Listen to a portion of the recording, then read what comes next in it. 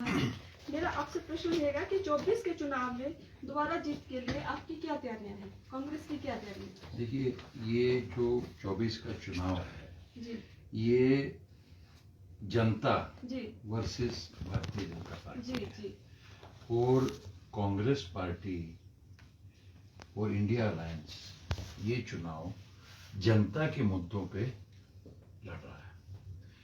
और जिस तरीके से आज ये चुनाव असाधारण महत्व प्राप्त कर चुका है, क्योंकि आज हमारा देश का लोकतंत्र खतरे में है और भारतीय जनता पार्टी का जो षड्यंत्र है, डॉक्टर बाबा साहब अम्बेडकर जी ने जो संविधान दिया है वो बदलने का, तो निश्चित रूप से जनता ये षड्यंत्र को सफल नहीं होने देगी। और आज जब भी चुनाव होता है, पिछले 10 साल से भारतीय जनता पार्टी की केंद्र में सरकार है। केंद्र में सरकार है, उनका दायित्व है कि इस चुनाव में जनता के बीच में जाएं और उनकी क्या उपलब्धियां हैं, उनका क्या रिपोर्ट कार्ड है, इसका लेखा जोखा जनता के सामने रखें। लेकिन आप देखो, प्रधानमंत्री मोदी जी से लेके उनके शीर्ष नेतृत्व जब चुनाव की सभाएं करता है तो वो कभी भी अपने अचीवमेंट्स पे, अपने उपलब्धियों पे बात नहीं करता। कांग्रेस ने 60 साल में क्या किया उसका ये पोलराइजेशन, जातिवाद की बातें, बंटवारे की बातें, देश को बांटने की बात करता है, लोगों का ध्यान विचलित करने का प्रयास करता है। लेकिन इस चुनाव में वो संभव नहीं होगा। 2014 में उन्होंने कहा कि अच्छे दिन आने वाले हैं, 10 साल हो गए, तो अच्छे दिन आए। लोग हाथ जोड़ के बोलते हैं हमारे पुराने बुरे दिन ही अच्छे थे, ये अच्छे दिन नहीं चाहिए। 2019 में फिर एक घटना के आधार पर उन्होंने पूरा चुनाव जो है जीतने का किया।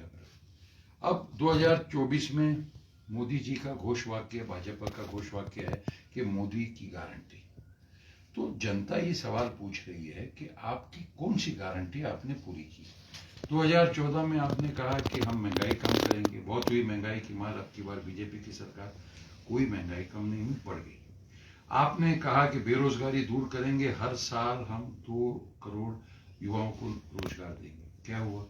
कुछ नहीं हुआ। आपने कहा कि हम किसानों की आमदनी दोगुनी करेंगे, आपने कहा घर देंगे, आपने कहा मेक इन इंडिया करेंगे, सारे चाइना के प्रोडक्ट्स आ रहे हैं, आपने कहा स्मार्ट सिटी बनाएंगे, कहां स्मार्ट सिटी बनी? तो ये सारी जो बातें थी, उनके नेताओं ने बाद में कहा 15 लाख का तो मजाक बन गया, उन्होंने कहा कि ये तो जुमला था।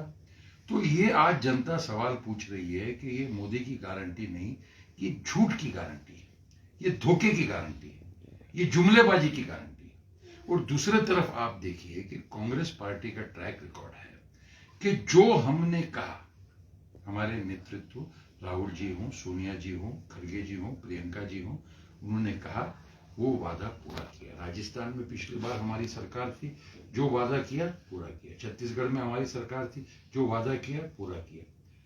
कर्नाटका में हमारी सरकार आई, जो वादा किया पूरा किया। आज हिमाचल में हमने 10 गारंटियां पिछले विधानसभा चुनाव में दी थी, 5 गारंटियां 14 महीने में पूरी कर दी, जबकि सरकार का कार्यकाल जो है 5 साल का होता है। 5 साल के अंदर हमको गारंटियां पूरी करने का दायित्व रहता है, लेकिन हमने 14 महीने में कर दी। और सम्मानीय मुख्यमंत्री सुक्खू जी ने कहा कि इस साल बाकी की गारंटियां भी पूरी कर देंगे। तो एक तरफ कांग्रेस जो कहती है वो करती है, और दूसरी तरफ जो गारंटी बीजेपी की है वो धोखा है।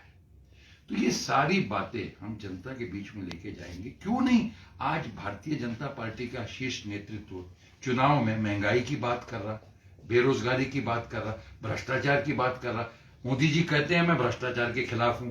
जितने नेता जिनके ऊपर भारतीय जनता पार्टी ने ही आरोप भ्रष्टाचार के लगाए, जिनके ऊपर उनकी ईडी आईबी जो उनका फ्रंटल विंग बन के काम कर रही है, चाहे इनकम टैक्स हो, चाहे ईडी हो, चाहे सीबीआई हो, उनको लगाया, वो जब भारतीय जनता पार्टी में प्रवेश करते हैं तो कौन सी वॉशिंग मशीन है कि धुल के वो साफ पाक हो जाते हैं जैसे गंगा के धुले।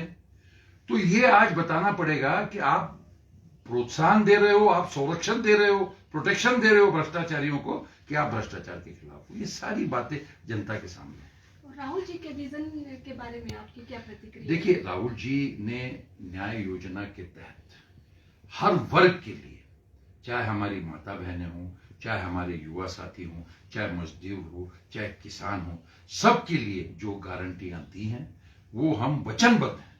उन गारंटियां को हमारी सरकार आएगी, हम उसको पूरा करेंगे। और जैसे मैंने आपको बताया कि कांग्रेस पार्टी का ट्रैक रिकॉर्ड रहा, कांग्रेस पार्टी कभी भी हवा में गारंटियां नहीं देती।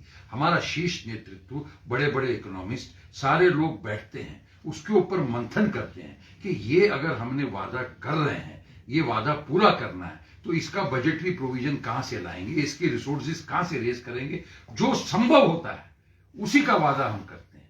इसलिए हमारा उसमें डिटेल स्टडी जाता है, इसलिए हम उसको पूरा कर पाते हैं। भाजपा तो हवा में वादे कर देती है। हिमाचल में जो है पिछले टाइम मुख्यमंत्री जयराम ठाकुर जी थे, जहां जाते थे घोषणा कर देते। मैं भी विधायक रह चुका हूं, मुझे ये सवाल होता था कि इन चीजों का कोई बजटरी प्रोविजन नहीं है तो ये घोषणाएं तो घोषणा ही रह जाएंगी, और वैसा ही हुआ।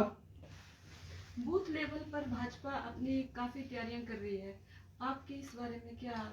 देखिए, ऐसा है कि अब जब बूथ लेवल की बात आती है तो कांग्रेस ने भी उसकी बहुत इस बार तैयारी पक्की की है, और बल्कि हमारे नेतृत्व ने तो ये कहा है कि इस बार जो हमारा प्रचार का केंद्र बिंदु रहेगा वो बूथ रहेगा, डोर टू डोर कैंपेन रहेगा। हम घर घर जा रहे हैं, हमारे कार्यकर्ता, हमारे पदाधिकारी, हमारे नेता घर घर जा रहे हैं लोगों को ये सारी बातें बताने के लिए, और जो लोगों से हमें रिस्पांस मिल रहा है उस रिस्पांस के आधार पे हमें एक विश्वास है।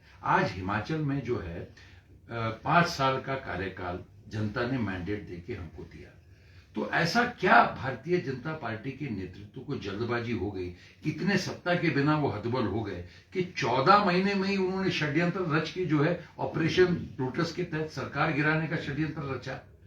जनता जवाब मांगती है। आज मैंडेट 5 साल का जनता ने दिया, तो क्या ये जनता के साथ धोखा नहीं है? क्या ये जनता का अपमान नहीं है? जनता के बीच में ये चर्चा है। कंगना जी के लिए बहुत सारे बिगड़े बोल पक्ष की तरफ से आए, जैसा कि सुनने में हमीरपुर यूथ क्लब की ओर से अभी ताजा एक विवादित पोस्ट हुई है, उसके बारे में आप?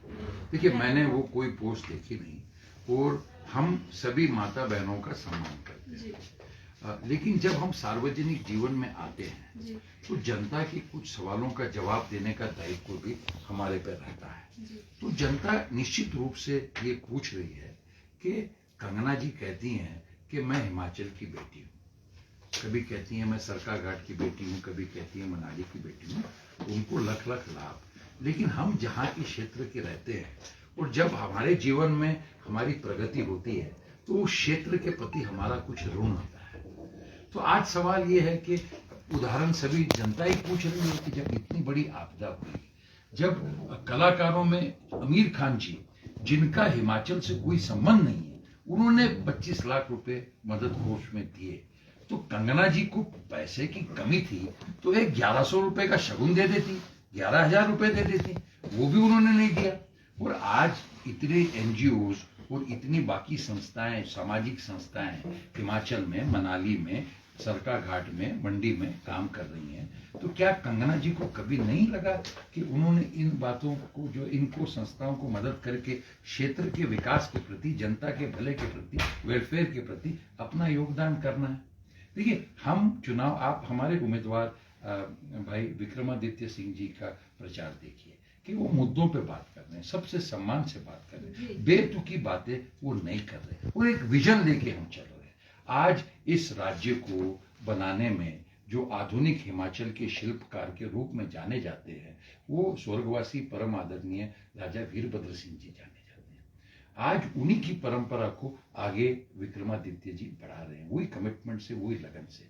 तो निश्चित रूप से हमें विश्वास है कि जनता साथ देगी, जनता मौका देगी, और हम उनके आशाओं को, अपेक्षाओं को पूरा करेंगे। महिला मतदाता पर इसका आपको क्या लगता है, कुछ असर होगा? देखिए, अब ये तो भारतीय जनता पार्टी का महिलाओं के बारे में ट्रैक रिकॉर्ड मैंने आपको बताया कि 2014 में इन्होंने कहा कि बहुत हुआ महिलाओं पे अत्याचार, अब की बार मोदी सरकार। और आप पिछले 10 साल के आंकड़े देखिए कि हर स्टेट में जो है महिलाओं के ऊपर अत्याचार बढ़ गया। और दुख की बात यह है, वेदना की बात यह है, बहुत बुरा लगता है कि जब हम जानते हैं कि बहुत से ऐसे अत्याचार के केसेस में भारतीय जनता पार्टी के नेतृत्व इन्वॉल्व।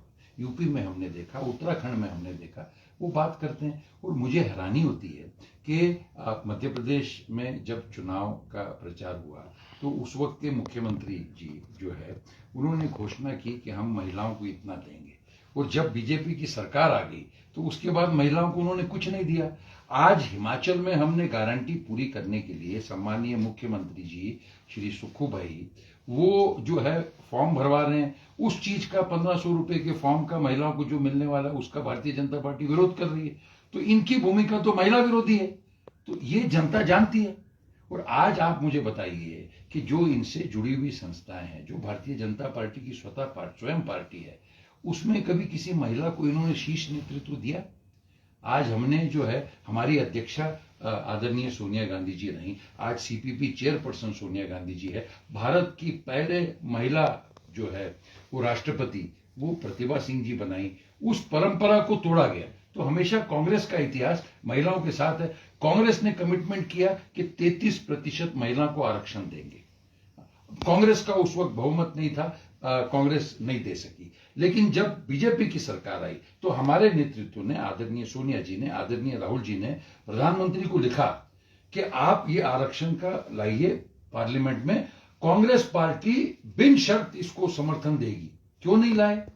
जब आप 10 साल बाद में लाने की बात करते हैं, 10 साल बाद तो आप रहेंगे ही नहीं सत्ता में, तब तो कांग्रेस ही जब सत्ता में इस बार आएगी तो ला देगी। तो हमारा पूरा कमिटमेंट हमारी माता बहनों के प्रति।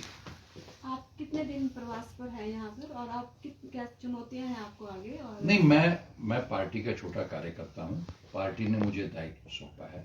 मुझे जब मैं यहाँ 2-2.5 साल मैं सह प्रभारी करके हिमाचल में काम कर चुका हूँ, मुझे यहाँ पे सभी कार्यकर्ताओं से इतना स्नेह और इतना प्यार, इतना समर्थन मिला कि मैं हिमाचल को अपना परिवार समझता हूँ, दूसरा घर समझता हूँ। तो मुझे घर में आने का अवसर मिला, ये मैं अपना सौभाग्य समझता हूँ। और सभी के साथ, कार्यकर्ताओं के साथ कंधे से कंधा मिला के मैं चुनाव तक जो जिम्मेदारी सौंपी है उसका निवारण मैं निष्ठा से करूंगा। धन्यवाद। मैं Priya Sharma, bureau report, India news. Thank you.